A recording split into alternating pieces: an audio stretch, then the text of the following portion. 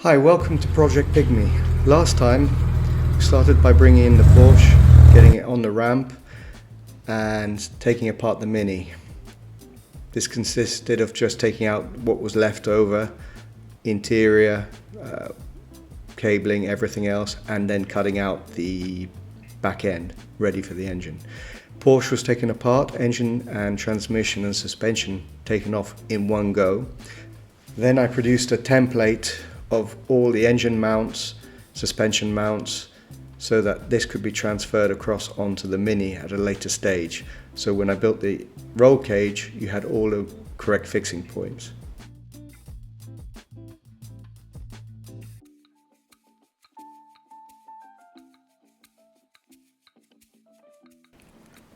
This stage I then set out where the roll cage was supposed to be, the center lines of the engine mounts or the wheels, and this was transferred into the Mini shell, at which point we then fitted the main roll hoop.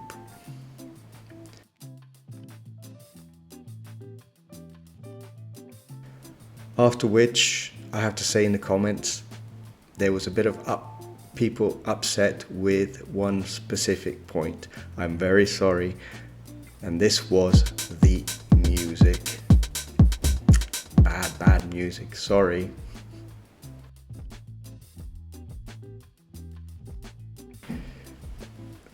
After the main hoop was put in, I then put the template into the Mini. This was basically a lot of alignment, a lot of setting up, trying to find the right position ready so that I could put the mounting points onto the roll hoop. And that was my, shall we say, my base point was the roll hoop. Once the template was welded onto that, it held everything in position and I could align everything. One worry I had was the suspension points. The template, due to the shape of the shell, the Porsche shell, didn't have much access, so it was a bit floppy. But this was later on was not a problem because basically I just took measurements from the lower mounting points. As some of you mentioned, yes, brackets. These had to be made to help speed up the process. I made some cardboard or paper templates and transferred these onto steel. Most of the brackets were just made out of plate steel, what I had lying around the workshop. Cut to shape, angle grinded to shape, holes drilled. Not particularly precise, probably could have made it a bit better maybe, but they were strong enough. Here I'd already made the straight sections to the back for the supports. I'd put a trussel in the back to hold the points at the right height. I'd measured all the heights of the Porsche shell, and I was using a laser level. I'd used a laser level to make certain that everything was lined up correctly. From here then onwards, I put in holes in the tubes, inserts on the tubes for reinforcement so that it doesn't squash, and then I put the 45-degree tubes back, well, cut and shaped the 45-degree tubes. Once this was in, the main structure was, I was pretty pleased with the structure. It was strong enough to start fitting the engine in, and at a later date put X sections in, which will be done later on.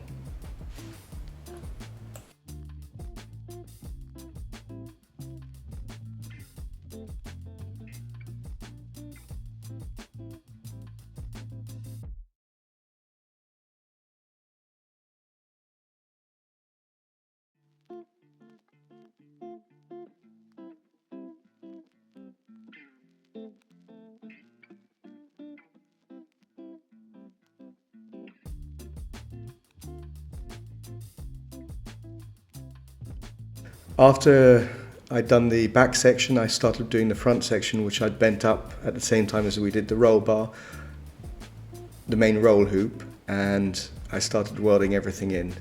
This was important because the strength of the shell, I don't think would have supported the weight of the engine and transmission, because it is very, very heavy. I have to say it's surprisingly heavy. I have to say I'm supporting a really nice pink balaclava from my son, which he did not want to use. It was one in a Chinese set.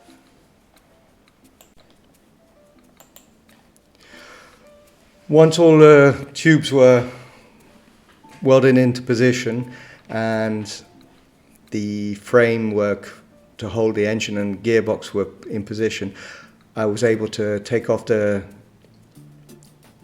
template, and we were pretty much ready to start thinking about putting the engine in.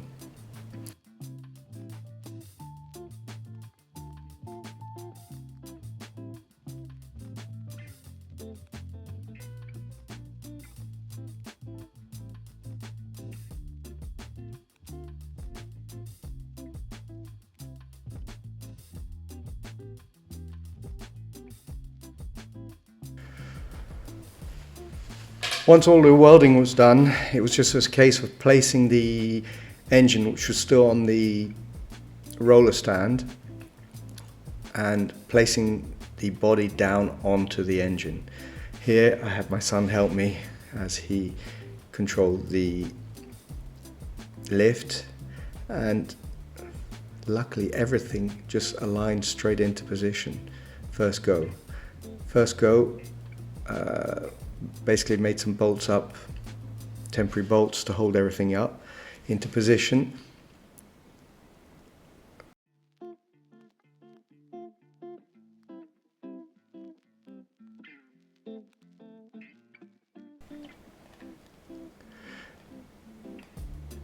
There were a few things which just needed a bit of an adjustment before everything went in. The elastics you see there on the back, the red elastic, it was basically to hold the shock towers into position. I hadn't made the top mounts for the suspension because I wanted to check that everything fitted perfectly and that there was enough space before we did so. With those mounts in, we could lift the engine up. It's unbelievable that the Porsche engine is basically, and suspension and gearbox, all that you see there is held in by 4 bolts at the back and 4 bolts at the front, holding the suspension into position. After we did this, I marked off where I wanted to cut the bodywork, which later you'll see was a bit too much. I overestimated how low the car will be, and you'll see in later episodes that I'll have to weld these parts back in to a certain point. My son very kindly helping me, enjoying cutting apart this Mini. It wasn't the easiest of jobs because the old Mini is quite thick steel, and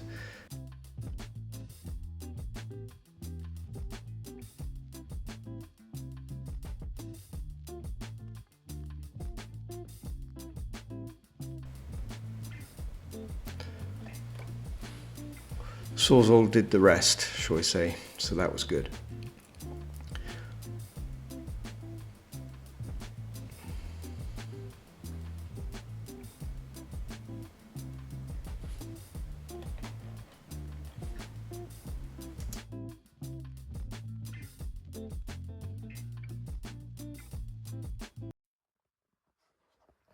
Update on the Mini. Going well. Got the tyres back. I sent the wheels out to get the standard tyres taken off the Porsche wheels, and I put some smaller tyres on because did some calculations on the diameter of the tyres, and had thought of going down to 16 to try and keep the proportions a bit more Mini-like, because 13s would not fit over the discs and 16s are the smallest you can get over them.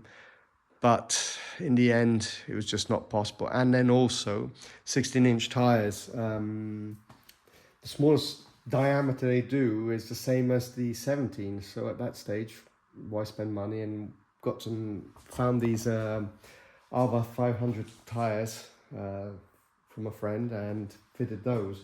In the meantime, until it's finished. That way, if I damage them, it's not a problem. But it looks, proportionally wise, not too bad, not too excessive. I mean, if I went 18 or 19, I think it would be ridiculous. Already this is big. The front subframe is just put in position. From some calculations, rough calculations, measurements, I've seen that the top mounts fit if I rotate the top mount 120 degrees. I've now designed the supports for the front and the rear suspension. Those plates are being cut by laser cut now. I'm waiting for those to get back, so I'll weld them in. Also, we've got the position further back, but everything fits, which is quite surprising. So I'm happy I can reuse the front subframe. One problem, I've got to look for a new steering rack, because the steering rack is right-hand drive and the car is left-hand drive. I had thought about making maybe this Mini right-hand drive, but I've decided to keep it left-hand drive. So it's only going to change the steering rack. From what I've seen, a Mark III Golf steering rack should be able to fit in this car. It's very similar to the Boxer version, and it could be interchangeable. I've got to research a bit more on that. If anybody knows, please tell me, because the price difference is a fair amount. A second-hand Porsche steering rack is around, well, they're asking on eBay for a second-hand one 600 euros, whereas a new Golf one is around 150 euros. So a fair amount of difference. On the bodywork side, got to decide whether or not we're going to sandblast it, water blast it, or soda blast it. I'm looking at maybe soda blasting because I can get that done more locally. And hopefully the one who does soda blasting can also do ice blasting, because this engine is a mess. There's a lot of dirt from the UK roads. There's oil, there's everything. It will need some maintenance, a fair amount of maintenance, but I mean, the ice blasting would make it already look a lot nicer. So we'll see. That's one thing. Otherwise, it's looking good. Next thing, let's get that front subframe in.